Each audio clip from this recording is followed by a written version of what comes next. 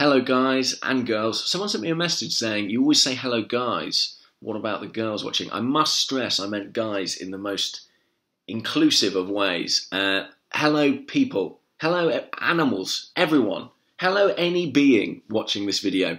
Welcome to the latest edition of Gunnervlog. Very clever that, isn't it? Gunnerblog, but with a V. Took me hours.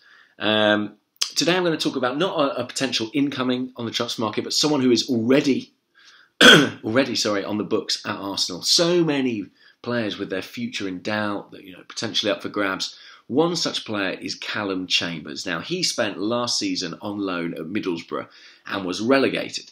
So in ordinary circumstances, you'd say perhaps not the best audition for a place with Arsenal. But speak to any Middlesbrough fan and they will tell you that Chambers played very consistently well last season, not just consistently. He acquitted himself well. He showed that he was good in the air. He was a good passer. He was a decent organiser. He was often the senior member of quite a young Middlesbrough defence.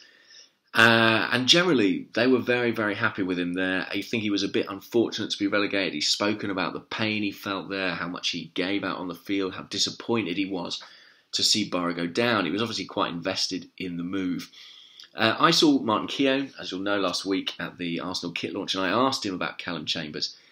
And he said he thinks he's got a good chance and that the move to a back three will suit him. And it will suit him in two respects, really. One, it simply means there are three central defenders needed on the field at any one time. That means we need at least 6 in the squad. And to be honest, we've got, I think, 7 at the moment if you include Nacho Monreal. But a lot of those have injury problems. Per Mertesacker barely played any football in the last year. One game. I mean, what a game. But one game nonetheless. His body's slowing up now. How regularly can he play? Laurent Koscielny too. Those persistent Achilles problems means he needs rest. I think playing 3 games in a week, playing Europa League on a Thursday, then a Sunday, probably impossible for him now. So we need depth in that area. But I also think, and Kieran made this point to me, a back three could suit him strategically. This is a player who played at fullback, who played in central midfield, who played at centre half. Not quite clear what his best position was. A back three might solve that problem, just like it has to a certain extent and could for Shkodran Mustafi, who played at fullback and at centre half. He's sort of able to fuse those roles in a back three. Chambers is too. You can imagine him on the right side of the three.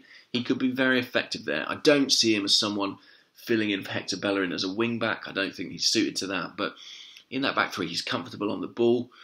I think he could do a very similar job to the one that Rob Holding has done for us. And let's not forget, he is currently ahead of Rob Holding in the pecking order for the England under-21s. He's still only quite 22, Calum Chambers. And if you look at the centre-halves we have, where was Laurent Koscielny at 22? Playing in the second tier of French football, not really any kind of great reputation at all. So Chambers has got a lot of time to develop at centre-halves, generally get better in their later 20s. And I think a lot of the attributes that led Arsenal to pay, what was it, £15 million, £14 million for Chambers a few years ago, are still there.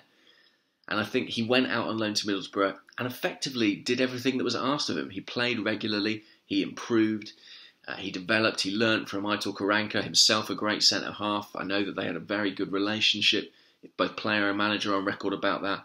I think he's got every chance of coming back to Arsenal, and I would keep him. I would definitely keep him. I would probably even keep him above someone like a Gabriel, say. I think I'd rather invest in Chambers' development than I would in that of the Brazilian at this point. We're all excited about Rob Holding. But Holding and Chambers, why could they not be part of an Arsenal back three moving forward? They seem to have a great bond. If you go on the FA's YouTube channel, there's lots of videos of them sort of hanging out. They're clearly friends from their time at Arsenal. Let's keep that understanding together. Everyone says the British core has been abandoned at Arsenal. Well, Holding and Chambers are perhaps a suggestion that it doesn't necessarily have to be. I think he went away. He did what was asked of him. He deserves to come back and have an opportunity to show what he can do at Arsenal again.